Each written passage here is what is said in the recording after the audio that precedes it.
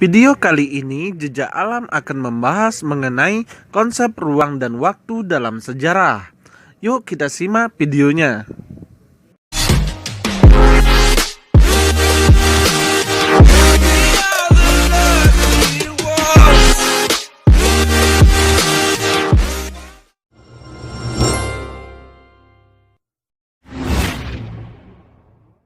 Manusia adalah satu-satunya makhluk yang memiliki sejarah. Dalam sejarah, manusia sebagai subjek dan objek suatu peristiwa. Manusia sebagai subjek berarti manusia menjadi peneliti, yaitu manusialah yang mencari sejarahnya. Sedangkan sebagai objek, manusia menjadi yang diteliti, yaitu manusialah yang menjadi sasaran dari sejarah tersebut. Tanpa manusia, sejarah pun menjadi kosong. Sebagai pelaku atau yang diteliti dalam sejarah, manusia membutuhkan ruang dalam melakukan peristiwa tersebut. Nah, apa itu ruang dalam sejarah? Ruang dalam sejarah adalah lokasi atau tempat terjadinya suatu peristiwa, baik berupa rumah, istana, gedung, jalan, wilayah, dan lainnya.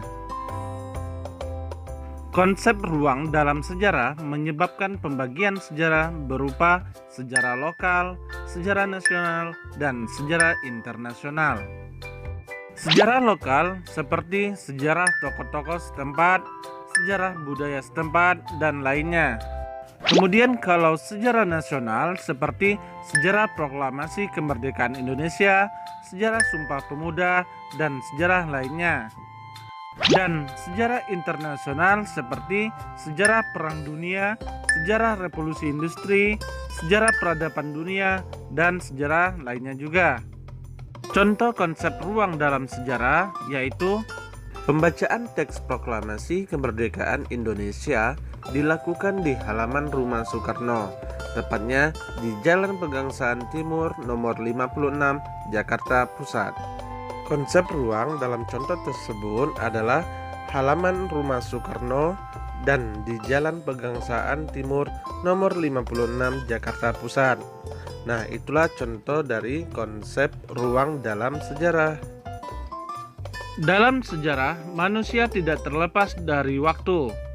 Waktu dalam sejarah adalah lama berlangsungnya suatu peristiwa atau kejadian tersebut. Waktu dalam sejarah dapat diukur dengan detik, menit, jam, hari, tanggal, bulan, tahun, abad, dan seterusnya. Konsep waktu dalam sejarah terbagi menjadi 3, yaitu masa lalu, masa sekarang, dan masa yang akan datang. Yang paling dominan adalah masa lalu, tetapi konsep waktu pada masa lalu akan mempengaruhi konsep pada masa sekarang dan masa yang akan datang. Sebagai contoh, yaitu pada Jumat 17 Agustus 1945, tepatnya pada pukul 11.30, dibacakanlah proklamasi kemerdekaan Indonesia oleh Soekarno. Dari contoh tersebut yang menunjukkan konsep waktu dalam sejarah adalah hari Jumat tanggal 17 bulan Agustus tahun 1945 dan pukul 11.30. Nah, itulah yang termasuk konsep waktu dalam sejarah.